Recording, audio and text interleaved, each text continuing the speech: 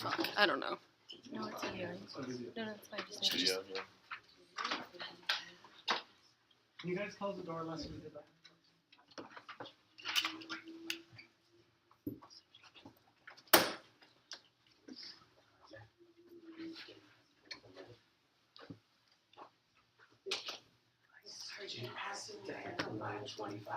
Lysergic acid diethylmide 25. Lysergic acid diethylmide 25. Lysergic acid diethylmide 25. Lysergic acid diethylmide 25. Ding ding ding ding ding ding. Ding ding ding ding ding ding. Ding ding ding ding ding ding. Ding ding ding ding ding. All right, stop. Collaborate and listen. Limitations exist only within our minds. But if we learn to harness the power of our imagination, the possibilities become endless. Today we embark upon a narrative together. A narrative of adventure, of discovery, of pushing limitations. And although we do not advocate the use of drugs, we don't not advocate. Many of the subsequent stories would not have been possible without the use of mind-altering substances. And since we don't have any LSD to share with you, instead,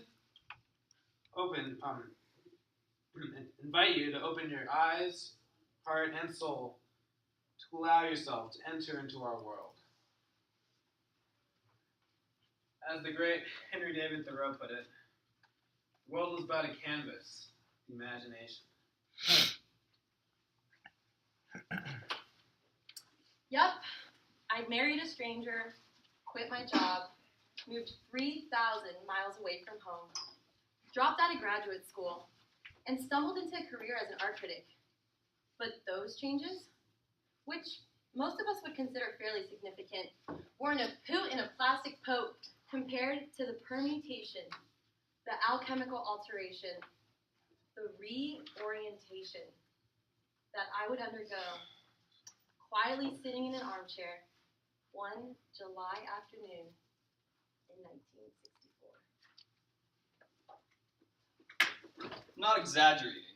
In fact, the hyperbole does not exist that would do it justice. It wasn't one, but a succession of white rabbits popping up first here, then there. It wasn't that would eventually lead me down the hole into Wonderland. The first of these oracular bunnies had caught my eye when one Saturday, some artists invited me to accompany them up in the mountains on a chanterelle hunt. Chanterelle?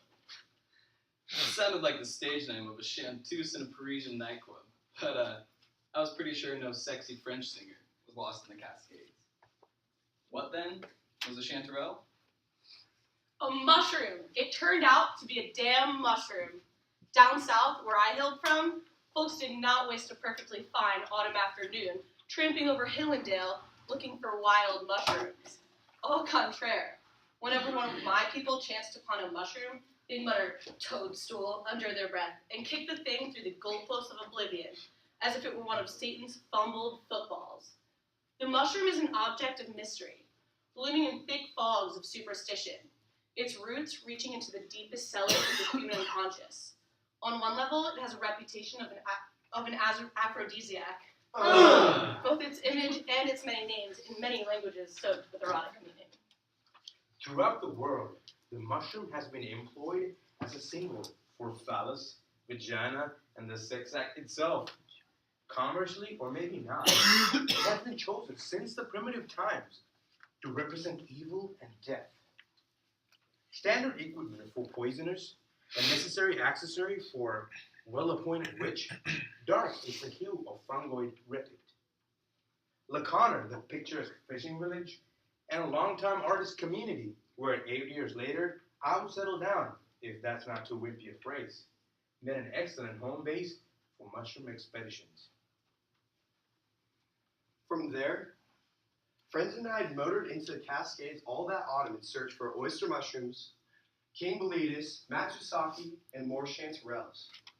We invaded foothill pastures, sometimes just ahead of an irate farmer or an irate bull, to gather one of many of the several tasty agricultural species. Winter shut us down. But come late March, we turned our attention to the morel, one of the most prized and savory of all wild mushrooms. Despite its uncanny resemblance to the withered gray penis of a 1,000-year-old mummy.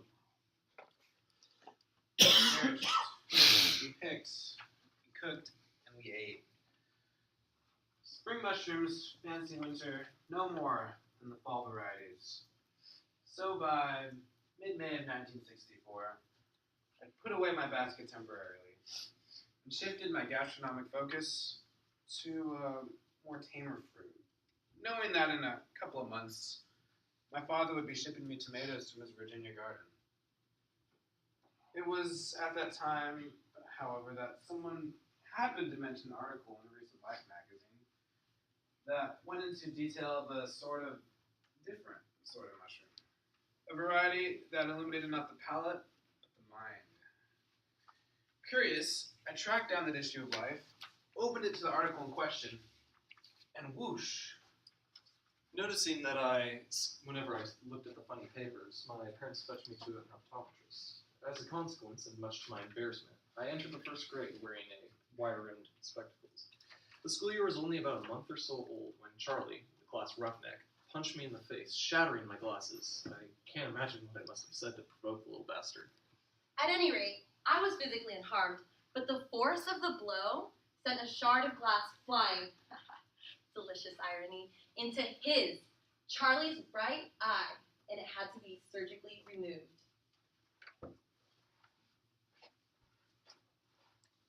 Ah, team.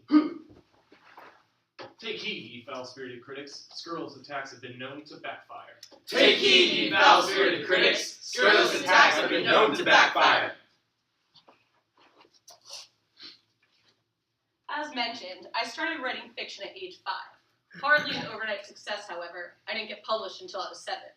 I attended a large, consolidated school, grades 1 through 12 in the same 3-story building. There was a bi-weekly school newspaper, almost exclusively written and edited by juniors and seniors. Well, I had recently composed on notebook paper, the Snow White scrapbook having long since been filled, a rather melodramatic story, featuring a reckless boy, a courageous dog, and a dangerous waterfall. So one day during recess, I trudged up to the 3rd floor newspaper office, slapped the story down on the surprise editor's desk, and said, "Print this." It appeared in the next issue, and I thought, Was it Nancy Lentz to whom I proposed? Or was it her cousin Tony? I can't remember which. They were both beauties. Nor do I recall if I did more than giggle incomprehensibly at my matrimonial gesture. I do remember that it was Gwendolyn Berryman with whom that same year I played one-on-one post office in the Berryman sedan. A package, an embrace, a letter, a kiss. In front, parked in our driveway, while, oblivious, our moms chatted away in the living room. What was the source, one might ask, of such overtly romantic impulses in a boy so young? We could do worse than lean on Bob Dylan, because the answer is, indeed, blowing in the wind.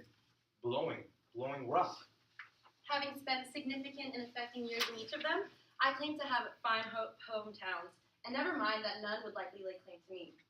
Listed in reverse order, they are Connor and Seattle and Washington, Richmond and Warsaw and Virginia, and Blowing Rock, North Carolina, the town where I was born, the final resting place of my kin, and the site of all the events so far described in this account. It's a bit of an understatement to say that Blowing Rock is in the mountain. The highest incorporated town east of the Rockies, Blowing Rock is on the mountain, atop the mountain. From Blowing Rock, baby, it's all downhill. The town took its name from a geological formation, an actual rock, an immense cliff of metamorphic gneiss, a jutting promontory on that protrudes like God's sore thumb out over the Johns River Gorge, more than 3,000 feet below. It's possible to rather easily climb out onto the rock and marvel there at the panoramic view any postcard would die for, though the view is not for the prodigious. Now, growing up in that landscape, I wasn't unhappy exactly. I had an interesting job, sufficient material comfort, and a congenitally comic sensibility. a lens of levity that not even neurotic alcohol wife could fog. Still, something was missing. Mysticism was too abstract, too remote to warmly embrace. Art, too concrete. Too accessible to resonate for very long in those areas of the brain beyond the optic nerve. In that nondescript period between the end of the beige 50s and the beginning of the Dayglow 60s, I find myself drifting, unfulfilled, in an ocean of circumstance. yeah. Perhaps I was simply itching to move farther outside the realm of normal expectations, thereby insulating myself from the temptations of bourgeois compromise. Maybe I wanted bliss, wanted freedom, wanted deeper meaning. Wanted to experience what surrealist poets wrote about when they rhapsodized about the absolute. Maybe I, too, wanted a tete-a-tete with the supreme being. Or maybe I was just terminally curious. My friends and I were all over the rock like ants in a log. In my imagination, swam like sperm in a love bath. How could I not succumb to romanticism? The problem was that I didn't know a single other soul that had taken LSD. For proprietary reasons, Jim hadn't introduced me to any of his lab rats, and at the time the public in Seattle, even the hip public, was securely unacquainted with the awe-inspiring, life-changing alkaloids synthesized from a fungus that grows on barley and wheat. Did you share Life magazine Who else? had recently run a lengthy article about LSD. Maybe unwittingly, maybe not. Life's publisher, Henry R. Luce, was America's first Pied Piper of psychedelicus. But acid trips were not subject of discussion at the Blue Moon or anywhere else in town. Lacking Confederates, I felt I'd become a minority of one. One nation, a race unto myself. Thus, isolated, I commenced to entertain thoughts of emigration.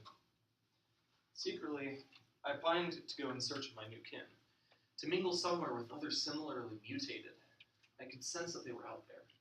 Was I channeling Leary and Alfred? I just didn't know where to find them. This reclusion wasn't bad, actually. While my acidified self lacked positive reinforcement, it also was not subjected to the enormous negativity that LSD would generate in years to come. The overwhelming hostility, most of it ill-informed, if not outright mendacious, from quarters both official and haphazard, from everyone who in fact maintains a vested interest in the status quo. I prefer to deal with the subject more matter-of-factly. As did Apple's legendary Steve Jobs when he told his biographer, Taking LSD was one of the 2 or 3 most important things I've done in my life. the most successful, innovative, influential entrepreneur and businessman of modern times, went on to credit LSD with helping to shape his sense of integrated systems and product design. Let it go at that. The memories they bring me of Flowing Rock. On our way to the Rock, or one of the other various woodland hideouts, my buddies and I frequently passed the Bark, and we tended to wait there for long minutes and stare in place as if it were an evil castle where great treasure was stored.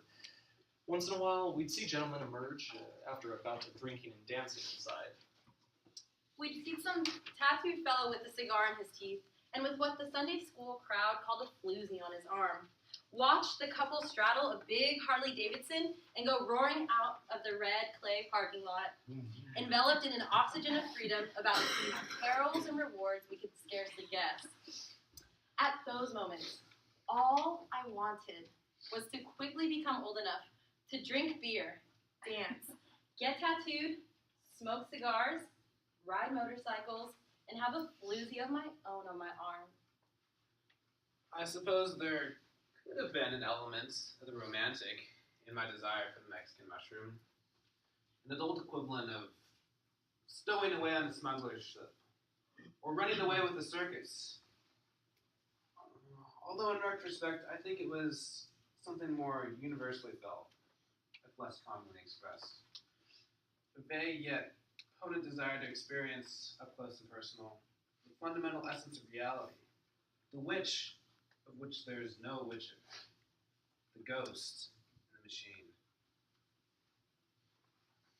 I guess I wanted to break into that melting gemstone castle and see if there was somebody or something in there who actually knew which came first, chicken or the egg. Off and on for several years, I'd been reading Zen, I'd flirted with tantric Hinduism, I'd surfed the smaller swells of Sufism, and I'd tried to get down with the Tao. It was all very eye-opening and inspirational. And while Asian mysticism is an easy target for the sneers of secular cynics and sectarian dogmatists alike, it's far more compatible with modern science than the misinterpreted Levantine myths, ecclesiastical fairy tales, pious platitudes, Hallelujah! and near desperate wishful thinking I'd been fed in Southern Baptist Sunday school. The wisdom in those spiritual texts was obvious, yet I'd integrated it into my daily life with but minimal success. From a practical point of view, it's kind of like teaching a monkey to play chess. Eventually, I was to accomplish all those things, and they in no way proved to be a disappointment. Who said the bark was worse than its bite? The Hanna brothers, Georgie and Jimmy. They were Iraqi Jews actually born in Baghdad. Their father was a rug merchant who sold fine oriental carpets in Blowing Rock every summer and in Florida for the rest of the year. The day each June when Georgie and Jimmy arrived back in town was, for me, more exciting than Christmas. They were my favorite playmates, for their imagination equaled my own. The Hanna brothers excelled at making wooden swords and ray guns and piecing together the funky costumes. Cowboys, Indians, pirates, spacemen, jungle lords, etc. Apparently necessary for acting out bizarrely improvised versions of recent movie scenes, as well as sneaking into matinees at the theater, where we studied each scene far more attentively than we'd ever studied arithmetic. All summer long, we strived to outdo one another with the creativities of our variations on cinematic or comic book themes, performing in backyards, along mountain trails, on the broken porches of haunted houses. Daring one another to go inside. Dude, you don't want mushrooms. Oh, but I do. I really do. No, mushrooms aren't trustworthy. The amount of psychoactive properties varies from season to season, from locale to locale, even mushroom to mushroom. Two mushrooms growing side by side will often contain different amounts of the mind-affecting agent. It's impossible to gauge a proper dosage. He paused, registering my disappointment. There's something much cleaner, safer, more reliable, and equally effective. Actually, it's even more effective if that's where you want to go. He paused again. It's called Lysergic acid diethylmide 25. I'd never actually heard of LSD, but the moment when Jim spoke those words, a white rabbit the size of a TV preacher's Cadillac and as preposterous as a unicorn flashed by the restaurant window and vanished down into a rain-swept street. It should go without saying, I was pretty eager to try this LSD stuff. Why? It couldn't be categorized simply as thrill-seeking. As a boy, I'd fantasized about a life of romantic adventure. But that was just unrealistic kid stuff. When, after Labor Day, Georgie and Jimmy were sadly returned to Sarasota, the limitless galaxy of make-believe all too quickly came to an end to the mundane world of school. I still have my reading and writing, though.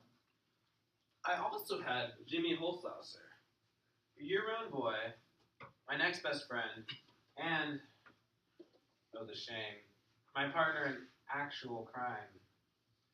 One half-warm spring afternoon, Johnny and I were moping about, bored with the accumulated inertia of church and school, despondent over our chronic lack of funds. We had not a dime for a comic book, not a nickel for a candy bar, not even a penny for a gumball, and at age 7 going on 8, attempting to barter our pants for financial gain would have been neither cute nor profitable. All at once, or maybe it unfolded gradually, we had a strategy, a ploy. It was simple. We drop our bag. Yes, things got weird. but I was aware always that the weirdness was a product of the drug and would in time subside. Not that I was in any great hurry to return to the real world. For that matter, in a state where Einstein's theorems were as concrete, as present and obvious as the chair I sat upon, temporal time such as hurry had little meaning. At the end of what for Jim was a long day, I was convinced I'd only been sitting there for a couple hours. It was a molecular time, cosmic time, not clock time. My system was in harmony with the stars, with the systems of orbiting particles in an indole ring. It has occurred to me that so many of the so-called hallucinations commonly associated with the psychedelic ingestion are in fact diversionary tactics on the part of ultra-conservative human DNA, whose primary purpose is always preservation of the species. Of course, that was hardly an original solution. All through the Great Depression, proactive young fellows with neither money nor prospects had discovered that robbing banks could impact their cash flow in a positive, if not always sustainable manner. Johnny and I each owned a cat pistol that fairly closely resembled the actual handgun. Thus armed, we marched into the Northwestern State Bank on Blowing Rock's main drag, pointed our pieces at an astonished teller, and demanded a lot of money. Mind you, this was no prank. We were completely serious. Everything went quiet for a moment or two. Then the shooting began. At least we thought it was shooting.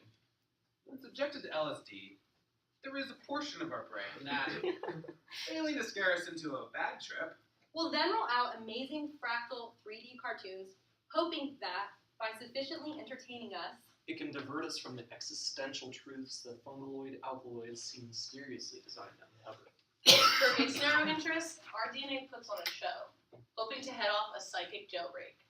As for the nature of truths, the revelations that scares the pants off the fusty DNA, they may vary slightly from individual to individual. Although, in almost every instance, they possess overtones that can be described as oceanic, often suggesting submerging of spirituality and theoretical physics. In those days, there was an item called torpedoes. Misleading name since, in shape, and size, they closely resembled those gumballs that we couldn't afford. they were like dry, gray, hard jawbreakers that, when hurled against a hard surface, exploded with a loud report. Obviously unknown to us, the bank had a large supply of said torpedoes. And one or more of the employees surreptitiously began throwing them at the marble walls and floor. Johnny bolted for the door. me right behind him, both convinced that bullets were whizzing. Past our heads, we hightailed it. Through town, took a back road up. a steepish hill and barreled into the Woods not stopping until we reached A primitive lean-to. One of our Aforementioned. Hideout. there. breathless. We collapsed. On the pine needles. and waited. Listening for sirens. Were other signals that the Police or a posse of vigilantes was on our trail. Hours passed. Darkness fell. A heavy chill. Like an ice-hoofed horse. Clattered in and out among the rhododendron and huckleberry bushes. Owls hooted. We heard growling that might have Been a bear, a mountain lion, or the boogeyman? The psychedelic experiences, I'm afraid, fundamentally resistant to. Ordinary verbal description.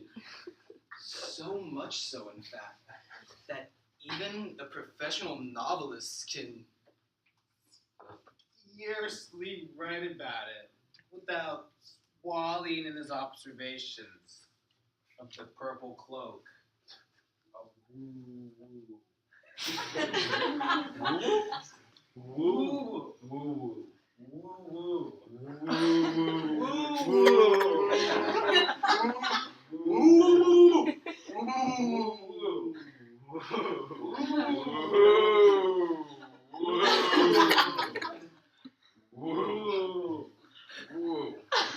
Finally, hungrily, nervously, sheepishly, back to our respective homes. Happily, I did not turn out to be one of those people that let psychedelics become the center of their universe. Although I certainly could understand and even sympathize with their obsession. In the year following my day down the infinite rabbit hole, the excursion was seldom far from my mind. The reflections were entirely positive. The musings burnished with optimism. Yet, that year was the most lost and lonely period of my entire life. I was at sea, tossed about almost incessantly between intimacy and isolation. I say intimacy because operating on daisy consciousness, as it were, I felt connected to the natural world and its myriad manifestations in the most intimate and caring, bedazzled way. On the other hand, there was no one with whom I could explain, much less, let alone who I could share such feelings. Oh, sure. The Pacific Northwest was crawling with nature lovers, but they didn't make the connections between the neurons in their brain and the photosynthesis in their gardens. They climbed rocks but never heard geology humming Earth's sidereal song. It rarely occurred to them that perhaps we're just some butterfly's dream. They genuinely appreciated the perceived world, yet remained oblivious to the worlds within worlds within worlds. Ad infinitum. News of the aborted holdup had spread quickly through town that afternoon. Most citizens got a good laugh out of it, although my parents could not be counted among the amused. Following a brief lecture, surely to be continued, I was given toast and milk, thanks perhaps to the Geneva Conventions, and ordered to bed. In my room, I lay awake, troubled by guilt, scorched by embarrassment, worried about inevitable repercussions. Yet with a secret smile, I couldn't help thinking, if Georgie and Jimmy Hannah had been with us, we could have pulled it off. Chicka chicka. Boom, boom.